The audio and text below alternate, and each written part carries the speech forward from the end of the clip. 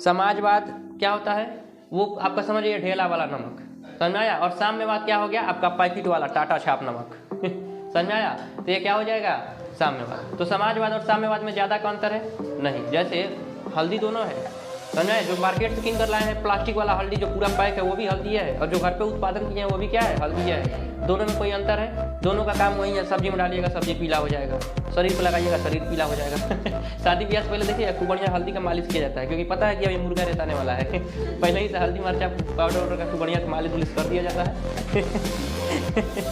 तो अगर इंग्लैंड को क्या बनाना है, रंग बिरंगा टी शर्ट बनाना है, समझ में आया। तो उसके लिए क्यों कौन सी चाहिए, कपास चाहिए।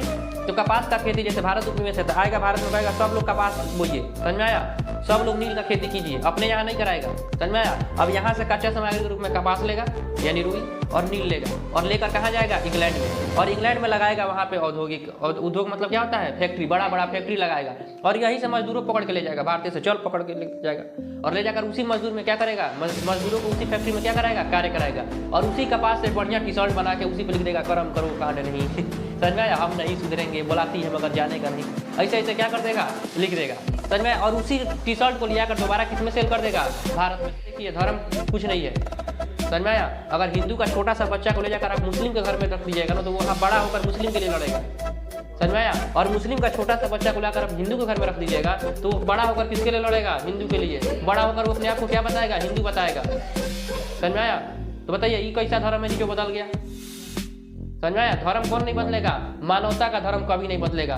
मानव के बच्चा को आप किसी भी धर्म में ले जाकर पालिएगा, वो जब भी बनेगा तो क्या बनेगा, मानव बनेगा, समझ में आया।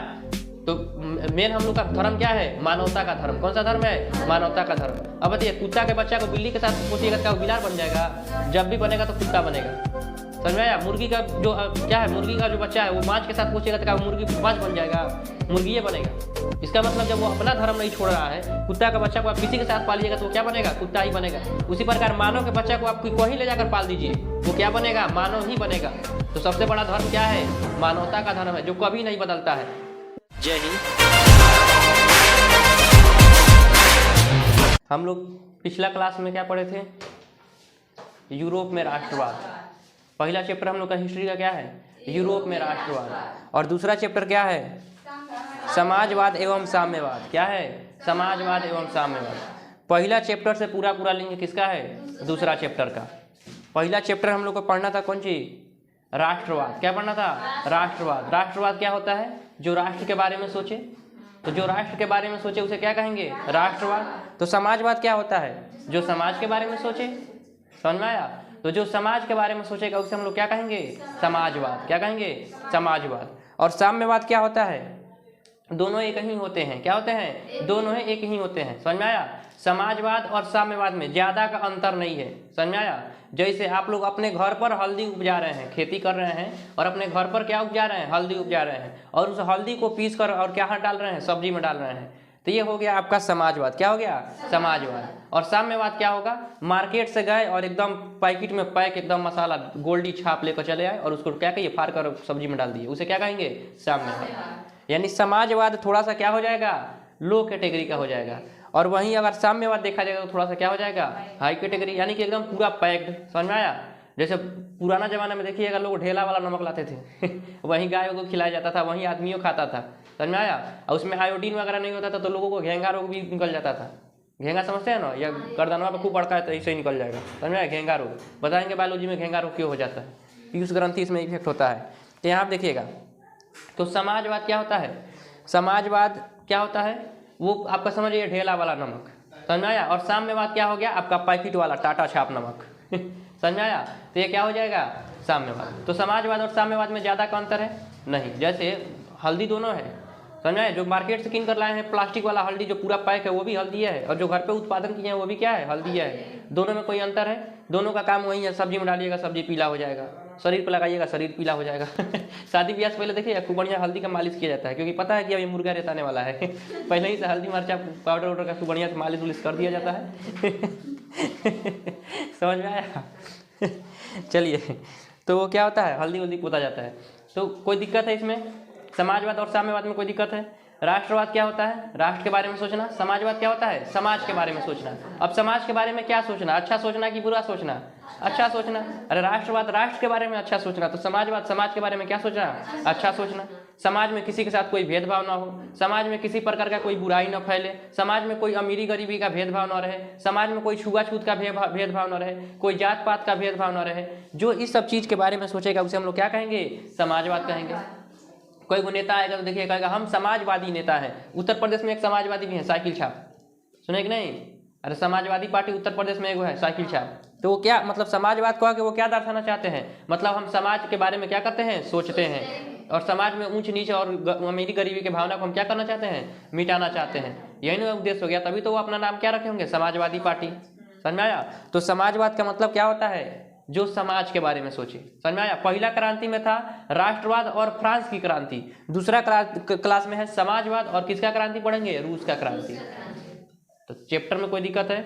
अब देखिए ये समाजवाद का आखिर उत्पत्ति कहाँ से हुआ, काहे लोग समाजवाद के लिए पीछे पड़े? समझ में आया? कहाँ से पहला चैप्टर में तो समाजवाद नहीं था। 1789 के क्रांति में आप जाइएगा तो वहाँ पे तो समाजवाद नहीं था। समझ में आया? लेकिन वहीं आप अगर रूस में चले जाइएगा 1789 के क्रांति से जैसे आप 1827 में पहुँचिएगा, यहाँ पे क्या आ गया? समाजवाद आ गया। तो समाजवाद कैसे आ गया? तो पहले देखिए, पहले 1789 के आसपास में लोग राजा से परेशान थे, राजा उनके ऊपर अत्याचार करता था। समझ में आया? और राजा को क्रांति करके वो लोग हटाते थे बार बार। देखिएगा 1789 का क्रांति हुआ, फिर 1830 का क्रांति हुआ, फिर 1848 का क्रांति हुआ। समझ में आया? तो समाजवाद की उत्पत्ति हुई कहाँ से? समझ में आया? फ्रांस के क्रांति में तो आपको समाजवाद नहीं देखने को मिला। समझ में आया? तो उसका उत्पत्ति कहाँ से हुआ? पहले लोग राजा से परेशान थे, राजा उनके ऊपर क्या करता था? अत्याचार करता था, और राजा को हटाने के लिए लोग क्या करते थे? विरोध करते थे, क्या करते थे? क्रांति करते थे। समझ में आया? लेकिन जब राजा का क्या हुआ? शासन हट गया, तो राजा का शासन जैसे हटेगा फिर किसका शासन आ जाएगा? पूंजीपतियों का शासन आ जाएगा। किसका शासन आ जाएगा? पूंजीपति वर्ग का शासन आ जाएगा। और पूंजीपति वर्ग का जैसे शासन आएगा, आपको बताए थे 1848 का क्रांति ही इसीलिए हुआ था क्योंकि पूंजीपति वर्ग मजदूरों के ऊपर क्या कर रहे थे? अत्याचार कर रहे थे। और लुई फिलिप को क्या भगा दिया गया? इंग्लैंड भगा दिया गया। समझ में आया? तो आखिर क्रांति क्यों हो गया? क्योंकि पूंजीपति वर्ग का उदय हो चुका है। और वहीं पूंजीपति वर्ग का जब उदय हुआ तो समाज कितने भाग में बट गया? दो भाग में बट गया। पहला पूंजीपति वर्ग और दूसरा मजदूर वर्ग। पूंजीपति वर्ग कौन होते थे? जो फैक्ट्री और मिल का क्या होते थे? मालिक होते थे, जो कंपनी का क्या होते थे? मालिक होते थे। और मजदूर वर्ग जो इसमें क्या करते थे? मजदूरी करते थे। समझ में आया? अब ये पूंजीपति वर्ग मजदूरों के ऊपर बहुत ज़्यादा क्या करते थे? अत्याचार करते थे। उनसे 8 घंटा की जगह 12 घंटा कार्य कराते थे। सैलरी देना चाहिए ज़्यादा तो सैलरी औदो नहीं देते थे। 2-2, 3-3 महीना का सैलरी रोक कर रख लेते थे। इस तरह से उनके परिवार के लोगों को भी बुला लेते थे, कहते थे तुम आ रहे हो, तुम अपने पत्नी को भी बुला कर ला, वो भी इसी में काम करेगी। पत्नी आई तो बोले बच्चा का उसको भी लेकर आओ, वो भी इसी में कुछ कुछ करता रहेगा। समझ में आया? तो बच्चों से भी काम कराना शुरू कर दिए। अब बताइए क्या मजदूर का बेटा कभी आगे बढ़ पाएगा? नहीं। मजदूर का बेटा माता पिता के पास मजदूरी करते करते वो भी क्या बन जाएगा? मजदूर बन जाएगा। समझ में आया? मजदूर का बेटा जाके पढ़ाई लिखाई करे तब तो वो आगे बढ़ेगा। पढ़ाई लिखाई करने से आप पहले ही बोले बच्चों को भी लेकर वो भी इसी में काम करेगा, तो क्या वो आगे बढ़ेगा? नहीं। तो इस तरह से मजदूरों का स्थिति बहुत दिन प्रतिदिन क्या होते चला गया? खराब होते चला, बद से बदतर होते चला गया। और जब बद से बदतर होते चला गया तो फिर हमारे समाज में एक से क्या है लोग आए जो समाज के बारे में सोचना किए कि ये मजदूरों के साथ सही नहीं हो रहा है, जिसमें सेंट साइमन थे, लुई ब्ला थे, समझ में आया? रॉबर्ट ओवेन थे, कार्ल मार्क्स थे। ये सभी लोग किसके बारे में सोचे? समाज के बारे में। समझ में आया? इन सबको समाजवादी कहा जाता है। क्या कहा जाता है? समाजवादी। तो समाजवाद का जनक किसे कहा जाता है? Saint Simon, Robert Owen. समझ में आया? रॉबर्ट ओवेन सबसे पहले इंग्लैंड में आए थे। समझ में आया? तो उसको इंग्लैंड का समाजवाद का जनक कहा जाता है। जबकि आधुनिक समाजवाद का जनक किसे कहा जाता है? कार्ल मार्क्स को। किसको कहा जाता है? कार्ल मार्क्स को। ओवरव्यू आपका चैप्टर का हो गया, ठीक है। और जब कार्ल मार्क्स क्या करेंगे? जब समाजवाद फूकेंगे, यानी समाजवाद पूरा मजदूरों को क्या कर देंगे? जागृत करेंगे कि तुम्हारे ऊपर क्या हो रहा है? अत्याचार हो रहा है। तो फिर सभी मजदूर मिलकर कहाँ क्रांति हो जाएगा? रूस में क्रांति हो जाएगा। क्योंकि रूस के सभी मजदूर को समझ जाएंगे कि हमारे साथ क्या हो रहा है? गलत हो रहा है। और समाजवाद के तहत वहाँ पे क्या हो जाएगा? क्रांति हो जाएगा। जिस तरह से राष्ट्रवाद के तहत फ्रांस में क्रांति हुआ था, उसी तरह से समाजवाद के तहत कहाँ पे क्रांति होगा? रूस में क्रांति हो जाएगा। अब रूस में कई को क्रांति होगा। 1905 का क्रांति होगा, इसमें खूनी रविवार का घटना हो जाएगा। फिर 1917 का क्रांति होगा। समझ में आया? फिर इसी में लेनिन आ जाएगा। लेनिन फिर एक क्रांति करेगा। उसके बाद से लेनिन के द्वारा कुछ कार्य किया जाएगा, उसके द्वारा नई आर्थिक पॉलिसी बनाया जाएगा। फिर स्टालिन आएगा। उसके बाद से रूस क्या हो जाएगा? 1991 में कितने भाग में? 15 भाग में टूट जाएगा। आपका चैप्टर खत्म हो जाएगा। तो ये पूरा आपका क्या हो गया? चैप्टर का ट्रेलर हो गया। कोई दिक्कत? अब चैप्टर का शुरुआत करें। चलिए, समाजवाद एवं साम्यवाद। समाजवाद और साम्यवाद आपको बता चुके हैं, ज़्यादा का अंतर नहीं है। समझिए कि एक हो गया अरोड़ा वाला नमक और एक हो गया पैकेट वाला नमक। पैकेट वाला नमक को हम क्या कह सकते हैं? साम्यवाद। अरोड़ा वाला नमक को समाजवाद। समाजवाद पुराने विचारधारा के लोग हुआ करते थे, समझ में आया? कौन से? पुराने विचारधारा के लोग को क्या कहते हैं? समाजवाद, समझ में आया? और साम्यवाद आधुनिक विचारधारा, समझ में आया? नए विचारधारा के लोगों को क्या कहेंगे? साम्यवाद। कोई दिक्कत? चलिए, तो बोल रहा है समाजवाद। समाजवाद एक ऐसी विचारधारा होती है जिसके तहत समाज के किसी भी वर्ग के साथ कोई भेदभाव नहीं किया जाता है, समाजवाद कहलाता है। यह सभी वर्गों में समन्वय की बात करता है और समाजवाद शब्द का प्रयोग सबसे पहले कब हुआ था? 1827 ईस्वी में। समाजवाद का प्रयोग कहाँ हुआ था? 1827 ईस्वी में हुआ था, समझ में आया? और यहाँ देखिए, समाजवादी विचारधारा, जिन व्यक्तियों के अंदर ऐसी विचारधारा क्या होती है? जन्म लेती है, या जिन्होंने समाजवाद को आगे बढ़ाया या जो मजदूर के बारे में सोचा करते थे, उन्हें समाजवादी कहा जाता था। जिसमें मुख्य रूप से Saint Simon, Robert Owen, Charles Fourier ये सब आते थे, लुई ब्ला, समझ में आया? ये सभी लोग क्या होते थे? समाजवादी, समझ में आया? समाजवादी। साम्यवादी नहीं, साम्यवादी में आपके कार्ल मार्क्स आएंगे। चलिए, समाजवाद की उत्पत्ति कहाँ से हुई देखते हैं। समाजवाद की उत्पत्ति कब हुई थी? 18वीं शताब्दी में हुई थी। कब हुई थी? 18वीं शताब्दी में यूरोप के देश में औद्योगिक क्रांति के फलस्वरूप हुआ था। कहाँ पे हुआ था? यूरोप के देश में। कौन सी हुआ था? औद्योगिक क्रांति। अब यह औद्योगिक क्रांति क्या है? क्रांति का मतलब क्या होता है?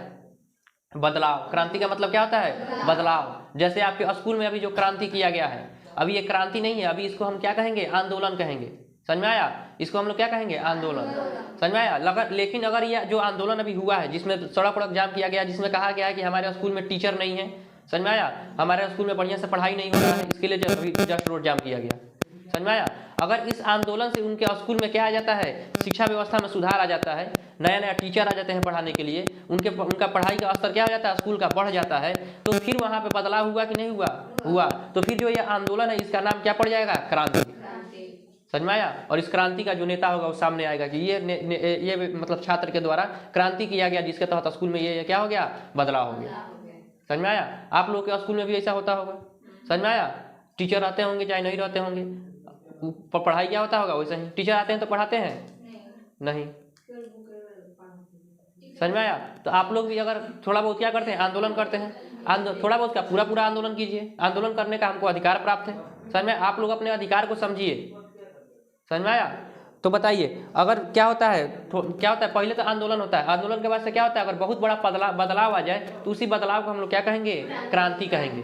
तो यहाँ पे औद्योगिक क्रांति का बात हो रहा है। औद्योगिक क्रांति बोले तो यानी उद्योग धंधा में बहुत बड़ा क्या आया होगा? बदलाव आया होगा, इसलिए हम क्या कहेंगे इसको? औद्योगिक क्रांति। अब ये औद्योगिक क्रांति का शुरुआत कहाँ से हुआ था? इंग्लैंड से। कहाँ से हुआ था? इंग्लैंड से। इंग्लैंड पहले पूरा एकदम छुट्टा साड़ था। छुट्टा साड़ समझते हैं ना? जो कहीं जाके किसी के खेत में घुस के चर ले, आप लाठी डंडा लेकर जाइएगा भगाने के लिए तो आप ही को दौड़ा देगा। आओ तुमको बताते हैं, समझ में आया? वहीं कौन था? इंग्लैंड। इंग्लैंड सबसे पहले क्या किया था? जगह जगह जाकर कब्जा कर रहा था, जगह जगह उपनिवेश बना रहा था। जैसे भारत किसका उपनिवेश था? इंग्लैंड का ही उपनिवेश था, समझ में आया? तो इसी तरह से इंग्लैंड जगह जगह जाकर क्या बना रहा था? उपनिवेश बना रहा था। और वहाँ से फैक्ट्री वहाँ पे नहीं लगा रहा था, क्योंकि फैक्ट्री वहाँ पे लगाएगा तो वहाँ के मजदूरों को काम मिलेगा और वहाँ पे उत्पादन बढ़ेगा और वहाँ का जीडीपी क्या हो जाएगा? बढ़ जाएगा। तो वहाँ पे कभी फैक्ट्री लगेबे नहीं करेगा, वहाँ से कच्चा माल उठाएगा, समझ में आया? जैसे अगर इंग्लैंड को क्या बनाना है? रंग बिरंगा टी शर्ट बनाना है, समझ में आया? तो उसके लिए कौन सी चाहिए? कपास चाहिए। तो कपास का खेती जैसे भारत उपनिवेश है तो आएगा, भारत में कहेगा सब लोग कपास बोइए, समझ में आया? सब लोग नील का खेती कीजिए, अपने यहाँ नहीं कराएगा, समझ में आया? अब यहाँ से कच्चा सामग्री के रूप में कपास लेगा यानी रुई और नील लेगा और लेकर कहाँ जाएगा? इंग्लैंड में। और इंग्लैंड में लगाएगा वहाँ पे औद्योगिक, और उद्योग मतलब क्या होता है? फैक्ट्री, बड़ा बड़ा फैक्ट्री लगाएगा और यहीं से मजदूरों पकड़ के ले जाएगा, भारतीय से चल पकड़ के ले जाएगा और ले जाकर उसी मजदूर में क्या करेगा? मजदूरों को उसी फैक्ट्री में क्या कराएगा? कार्य कराएगा और उसी कपास से बढ़िया टी शर्ट बना के उसी पर लिख देगा कर्म करो कांड नहीं। समझ में आया? हम नहीं सुधरेंगे, बुलाती है मगर जाने का नहीं, ऐसे ऐसे क्या कर देगा? लिख देगा, समझ में? और उसी टी शर्ट को लिया कर दोबारा किस में सेल कर देगा? भारत में सेल कर देगा। तो बताइए सबसे ज़्यादा उद्योग धंधा कहाँ लग रहा है? इंग्लैंड में। तो औद्योगिक क्रांति का शुरुआत भी कहाँ से होगा? इंग्लैंड में। यानी इंग्लैंड में क्या पहले उद्योग धंधा था? नहीं, लेकिन बाद में क्या आ गया? उद्योग आ गया। यानी उद्योग में बहुत बड़ा बदलाव हुआ, इसीलिए इसको हम लोग क्या कहते हैं? औद्योगिक क्रांति। क्या कहते हैं? औद्योगिक क्रांति। तो औद्योगिक क्रांति का शुरुआत कहाँ से हुआ था? इंग्लैंड से हुआ था। कहाँ? इंग्लैंड से हुआ था, क्योंकि इंग्लैंड सबसे ज़्यादा उपनिवेश बनाया हुआ था और उसको कच्चा सामग्री लेने में कोई दिक्कत नहीं होता था, जहीं ना तहीं से कच्चा सामग्री ढूंढ के लेकर चला आता था। हम बताइए अगर बड़का फैक्ट्री खोल दे बिस्किट बनाने वाला, कौन सी बना रहे हैं, बिस्किट बनाने वाला। अब पता चले हमको आटा मिल ही नहीं रहा, गेहूँ कोई देने को तैयार नहीं है, तो फैक्ट्री हमारा बंद हो जाएगा कि नहीं हो जाएगा, हो जाएगा। अब वहीं अगर हमारा 10-12 को मार्केट पे कब्जा है जहाँ से हम गेहूँ आसानी से ला सकते हैं, अब अगर हम फैक्ट्री खोल रहे तो बताइए हमारा फैक्ट्री चल जाएगा कि नहीं चल जाएगा, चल जाएगा। तो यही काम कौन करता था, इंग्लैंड। तो इंग्लैंड में किसका शुरुआत हुआ था, औद्योगिक क्रांति। और जब ये औद्योगिक क्रांति का शुरुआत हुआ तो बहुत सारे मशीन लगे, बहुत सारे फैक्ट्री लगे, बहुत सारे उद्योग धंधे लगे। और इसके तहत उद्योग धंधे में कौन काम करने के लिए आएंगे, मजदूर। और मजदूरों के ऊपर ये मालिक क्या करेंगे, अत्याचार करेंगे। और अत्याचार करेंगे तो समाजवादी लोग कहेंगे नहीं यहाँ पे गलत हो रहा है, और यहीं से समाजवाद का क्या हो जाएगा, उदय हो जाएगा। तो वही बोला समाजवाद का उत्पत्ति कहाँ से हुआ, तो पहले लाइन में लिखा है समाजवाद की भावना मुख्य रूप से 18वीं शताब्दी में यूरोप देश में औद्योगिक क्रांति के फलस्वरूप हुआ था। यूरोप में ही आपका क्या पड़ेगा, इंग्लैंड पड़ेगा। समझ में आया, यूरोप में ही आपका क्या पड़ेगा, इंग्लैंड। समझ में आया।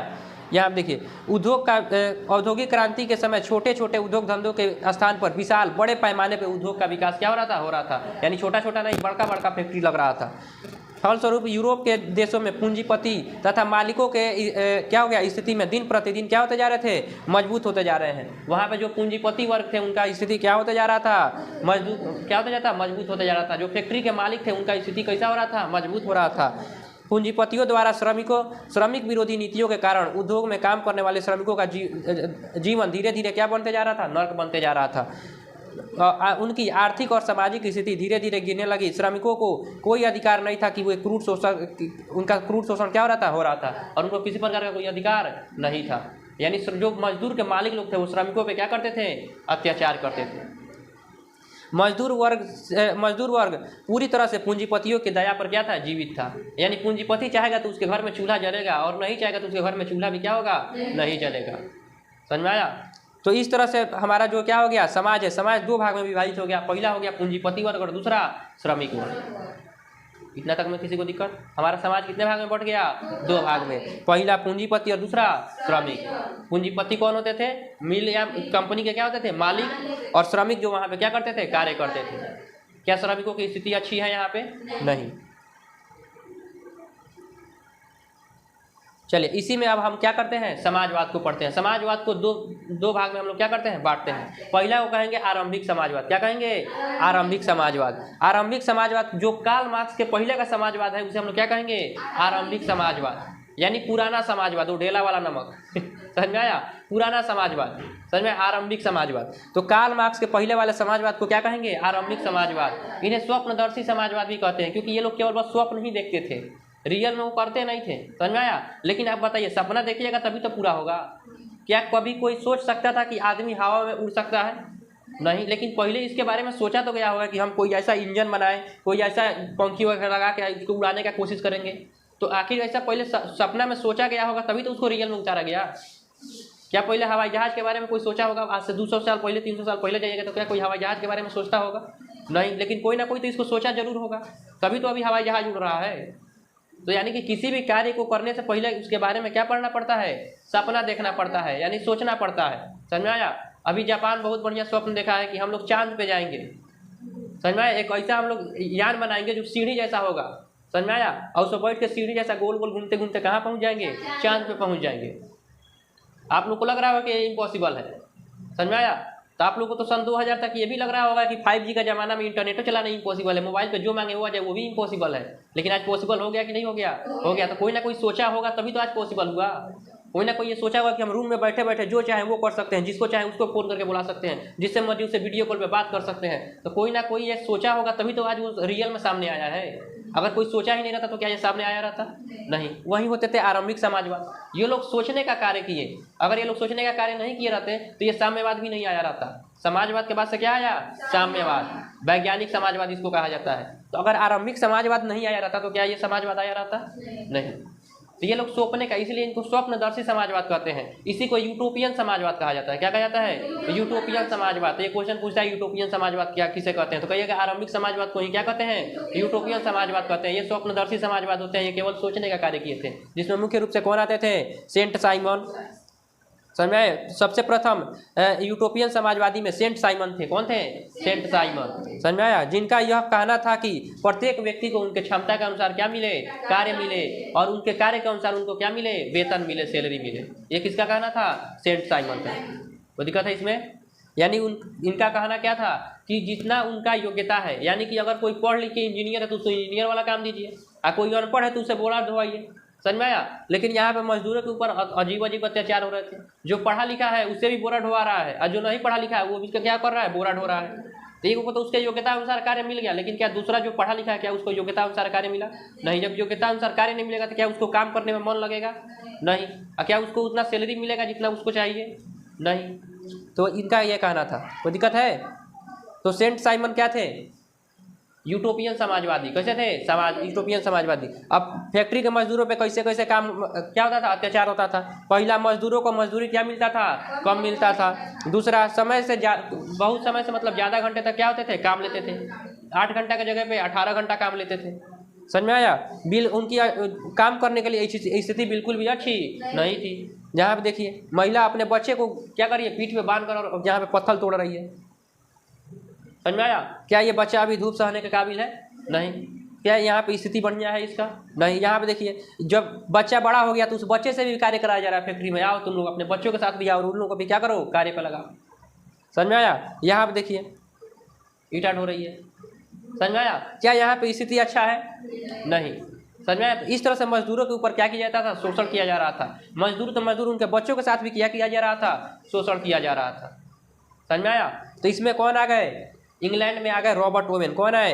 इंग्लैंड से आए रॉबर्ट ओवेन। वो भी एक क्या थे, पूंजीपति थे। कौन थे? पूंजीपति थे। वो भी क्या थे, पूंजीपति थे। लेकिन उन्होंने जितने भी मतलब ये फैक्ट्री के मालिक थे सबका क्या किया, विरोध किया। सेंट साइमन भी विरोध किए थे। सबसे पहले यूरोपियन समाजवाद में कौन आए थे? Saint Simon. लेकिन सेंट साइमन के पास उतना रुपया पैसा नहीं था, वो केवल दार्शनिक थे। वो केवल बस लिख सकते हैं कि ये जो हो रहा है वो क्या हो रहा है, गलत हो रहा है, लेकिन वो उतना तगड़ा विरोध नहीं कर पाए थे। लेकिन रॉबर्ट ओवेन खुद पूंजीपति थे। समझ में आया? खुद क्या थे, पूंजीपति थे। यानी ये बहुत अमीर आदमी होंगे, किसी ना किसी फैक्ट्री के क्या होंगे, मालिक होंगे, तभी ना इनको हम पूंजीपति वर्ग में डाले हैं। समझ में आया? तो रॉबर्ट ओवेन भी क्या थे, पूंजीपति थे, पूंजीपति वर्ग से आते थे। और इन्होंने इस सब का विरोध किया कि तुम लोग जो मजदूरों पर कार्य कर रहे हो, जो इतना अत्याचार कर रहे हो, ये सही नहीं है। हम इसका खुलेआम क्या करते हैं, विरोध करते हैं। ये जाके पूंजीपतियों से क्या किए, बात किए। मजदूर के मालिकों से क्या किए, बात किए। जितना भी फैक्ट्री के मालिक थे सबसे बात किए कि आप लोग जो मजदूरों के ऊपर जो अत्याचार कर रहे हैं इसे क्या कीजिए, बंद कीजिए। लेकिन कोई भी इनका बात नहीं माना। समझ में आया? बोला तुम ढेर होशियार मत नहीं, अपने कंपनी में करके देखो ना ऐसा समझ में आ जाएगा। बोले ठीक है, हम अपने ही कंपनी से क्या करते हैं, शुरुआत करते हैं। फिर इन्होंने एक अपना कंपनी का क्या किया, स्थापना किया। और स्थापना किया तो उसमें मजदूरों के लिए बहुत ही अच्छे अच्छे कार्य किए। जैसे में उन मजदूरों को क्या कर दिया, मजदूरी को बढ़ा दिया।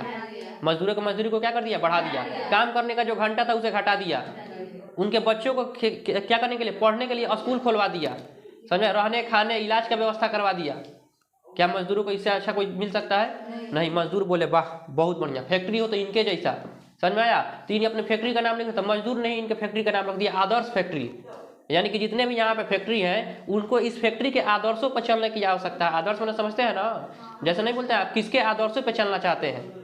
जैसे अगर कोई वैज्ञानिक बनना चाहता है तो किसके आदर्श पर चलेगा, APJ Abdul Kalam, missile man बोला जाता है उनको। समझ में आया? अगर कोई नेता बनना चाहता है तो किसके आदर्शों पर चलना चाहेगा, मोदी जी के आदर्शों पे। ये बड़ा पूरा दुनिया में फेमस है मोदी जी। समझ में आया? तो आदर्श मतलब होता है कि जो अपने क्षेत्र में बहुत क्या निकल गया हो, आगे निकल गया हो, उसके आदर्शों पे हम क्या करेंगे, चलना चाहेंगे।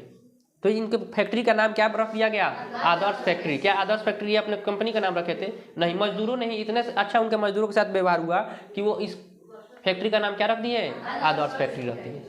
तो ये कौन थे, रॉबर्ट ओवेन। और जब ये काम हुआ तो रॉबर्ट ओवेन को इंग्लैंड में समाजवाद का क्या माने जाना लगा, जनक माने जाना लगा। तो कुछ क्वेश्चन पूछेगा कि इंग्लैंड में समाजवाद का जनक किसे कहा जाता है, रॉबर्ट ओवेन को कहा जाता है। कोई दिक्कत? चलिए, इसमें दिखा है रॉबर्ट ओवेन इंग्लैंड में समाजवाद का जनक रॉबर्ट ओवेन को कहा जाता है। इनका ऐसा मानना था कि औद्योगिकरण व्यवस्था के फलस्वरूप जो कारखाना का जन्म हुआ है उससे श्रमिकों का क्या किया जा रहा है, शोषण किया जा रहा है। अतः श्रमिकों को शोषण से बचाने के लिए उन्होंने आदर्श कारखाने की क्या की, स्थापना की। और इन्होंने मजदूरों के हित में सोचा और अच्छा कार्य किया। जैसे मजदूरों की मजदूरी को बढ़ा दिया, काम करने के घंटा को बढ़ा दिया, मजदूरों के बच्चों को पढ़ने लिखने का व्यवस्था कर दिया ताकि मजदूर के बच्चे भी पढ़ लिख के क्या बढ़ सके, आगे बढ़ सके। मजदूरों को रहने खाने इलाज की व्यवस्था कर दिया। बोला इलाज अगर तबियत खराब हो रहा है तो हम तुम लोग का इलाज कराएंगे। समझ में आया? मजदूर को बोलते थे तुम लोग क्या करो, पढ़ने यहाँ पे आओ, मतलब काम करने आओ, और तुम्हारा जो बच्चा जो घर पर अकेले रह जा रहा है उसको हमारे स्कूल में भेज दो। समझ में आया? इस तरह से बच्चा कहाँ चल गया? स्कूल में, और वो कहाँ चले आए? फैक्ट्री में कार्य करने।